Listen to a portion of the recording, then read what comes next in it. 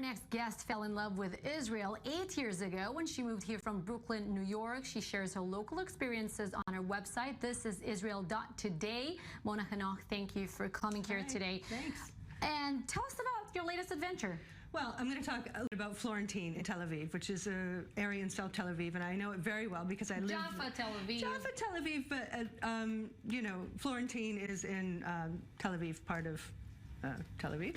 And it's a really interesting area because it's this incredible mix of these old and these new people that have been there for a long time, these older businesses, and it was settled in the 1920s by Greek Jews, so David Florentine.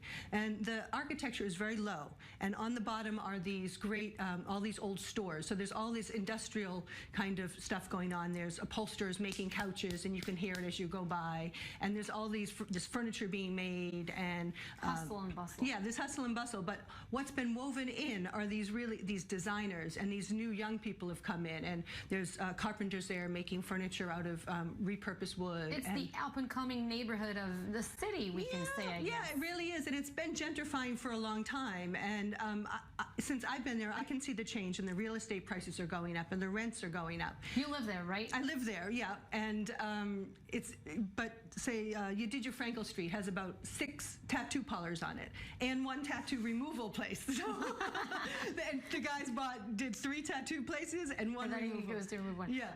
So I wanted to ask you, if you're coming from New York, if I asked you to compare Florentine with a neighborhood in New York, yeah, what would it be for our viewers who are maybe not so familiar with Tel Aviv? Well, it's very much reminiscent of the East Village in the early 80s, or Williamsburg, actually now even before. It's very hipster and a lot of artists and graffiti everywhere, and it's dirty and gritty, but it's, you know, got a really interesting artistic vibe to it. And if someone watching us now is considering, you know, taking a flight and visiting Florentine, what would you recommend him to do? Well, there's so much to do. I mean, there's great restaurants and bars at the end on Vital Street. So there's a Mexican restaurant called Mezcal's. It's amazing. It tastes just like Mexican food from the Southwest in America. So, and walking around in all these alleys where the graffiti is, it's incredible. Every day there's new graffiti. It's very well known for the alleys in the back. For you know, you see this living art that you get to walk through every day. So, and if we talk about real estate, new buildings are, you know, being built in this area, as you said before. Prices are soaring now. Yes, they really are. I mean, it's still cheap if we compare it to other locations around the city. Yes, it is. It's still cheap, but it's not like it used to be. And with parking space. Oh my God! Right?